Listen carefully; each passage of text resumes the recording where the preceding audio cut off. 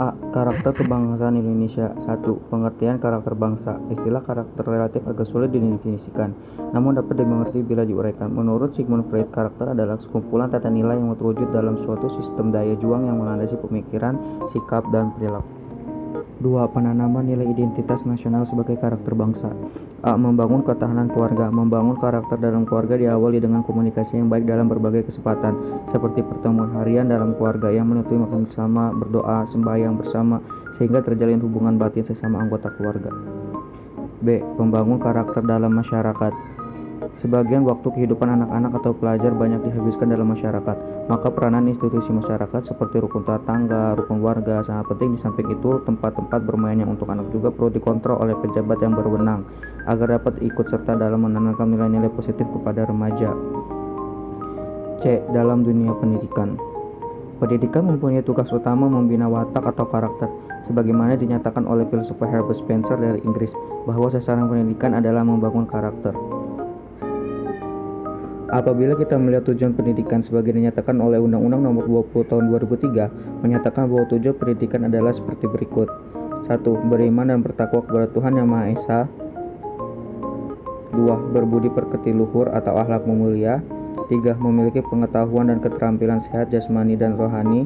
4. Memiliki kepribadian yang mantap dan mandiri. Dan 5. Yang terakhir, memiliki tanggung jawab dalam masyarakat, beragama, berbangsa, dan bernegara. 3. Iman dan takwa terhadap Tuhan Yang Maha Esa sebagai karakter bangsa. Negara kesatuan yang berbentuk republik ini telah cukup dikenal sebagai masyarakat religius, dan seiring dengan itu perlu pembangunan moral bagi warga negara yang kelak akan melahirkan individu sebagai makhluk beragama atau human religious. 4. Gotong royong sebagai karakter bangsa. Gotong royong adalah sikap kebersamaan dalam berbuat dan berkarya. Sikap kebersamaan ini merupakan cerminan dari rasa senasib dan sepenanggungan. Oleh sebab itu, mahasiswa sebagai generasi penerus dapat memperluas implementasinya dalam bentuk penerlibatan dalam berkehidupan bermasyarakat, berbangsa, dan bernegara. 5. Bhinneka Tunggal Ika dan Merah Putih sebagai karakter bangsa.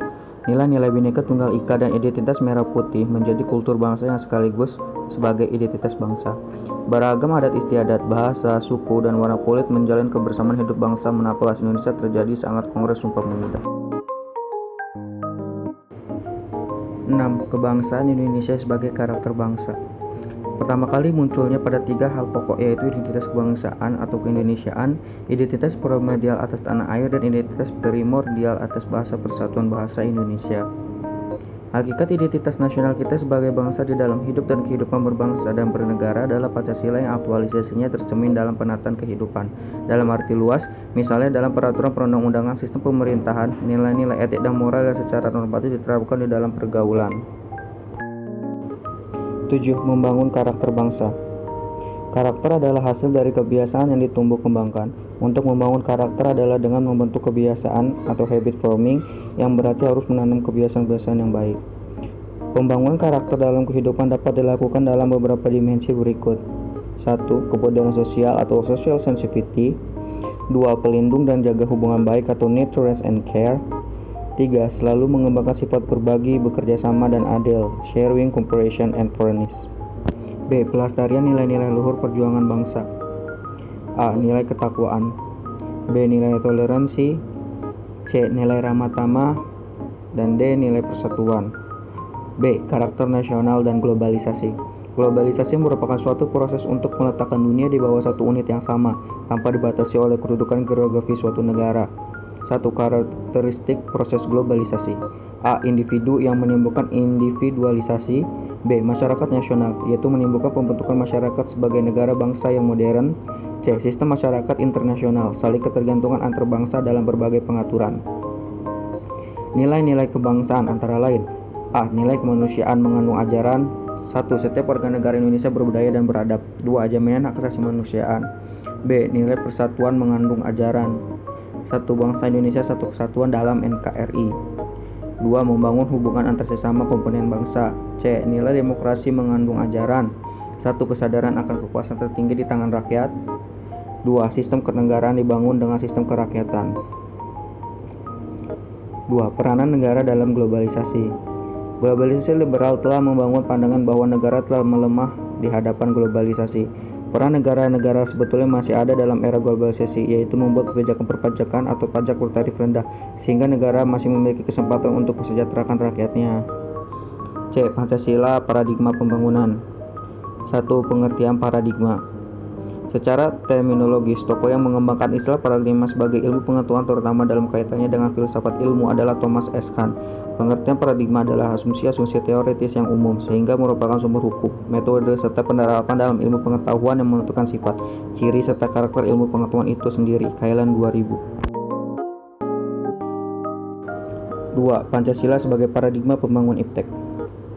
Pembangunan nasional adalah upaya bangsa untuk mencapai tujuan nasionalnya sebagai dinyatakan dalam pembukaan Undang-Undang 1945. Pada hakikatnya Pancasila sebagai paradigma pembangunan nasional mengandung arti bahwa segala aspek pembangunan harus mencerminkan Pancasila. Pembangunan nasional merupakan usaha meningkatkan kualitas manusia dan masyarakat Indonesia yang dilakukan secara berkelanjutan, berlandaskan kemampuan nasional dengan memanfaatkan ilmu pengetahuan dan ilmu teknologi serta memperhatikan tantangan perkembangan global. 3. Pancasila sebagai paradigma pembangun ideologi, politik, ekonomi, sosial budaya, pertahanan, dan keamanan. A. Pengembangan ideologi. Peranan dan kedudukan Pancasila dalam kehidupan berbangsa dan bernegara sebagai berikut. 1. Pancasila sebagai ideologi terbuka. Nilai-nilai dasar dalam ideologi Pancasila dirumuskan dalam Undang-Undang 1945 untuk memperjelas suatu tatanan kehidupan. 2. Wawasan kebangsaan atau nasionalisme. Konsep negara bangsa Indonesia dapat kita rangkum dari pokok pikiran yang terkandung di dalam pembukaan Undang-Undang 1945. B. Pengembangan politik. 3 aspek demokrasi yang harus dikembangkan adalah sebagai berikut. 1. Demokrasi sebagai sistem pemerintahan. 2. Demokrasi sebagai kebudayaan politik. 3. Demokrasi sebagai struktur organisasi. C. Pengembangan sosial budaya. Pancasila dapat menjadi kerangka referensi identifikasi diri kalau Pancasila semakin kredibel, yaitu bahwa masyarakat mengalami secara nyata realisasi dari prinsip-prinsip yang terkandung dalam Pancasila. E. Pengembangan hankam. Kondisi keamanan yang stabil sangat mendukung pelaksanaan pembangunan nasional, dan sebaliknya keberhasilan pembangunan nasional juga harus dapat menunjang terciptanya kondisi keamanan yang stabil. D. Aktualisasi Pancasila dalam kehidupan. 1. Pemahaman aktualisasi. Menurut Kamus Besar Bahasa Indonesia Dikmindut 1990 berasal dari kata aktual, artinya betul-betul ada, terjadi atau sesungguhnya. Aktualisasi adalah suatu pengaktualan. 2. Tridharma Perguruan Tinggi. Sesuai dengan tujuan perguruan tinggi sebagaimana dinyatakan dalam PP Nomor 30 Tahun 1950 tentang perguruan tinggi, ialah bertujuan untuk menyiapkan peserta didik menjadi anggota masyarakat yang memiliki kemampuan akademik atau profesional yang dapat menerapkan. Oleh karena itu, untuk mencapai itu mempunyai moto Tridharma Perguruan Tinggi.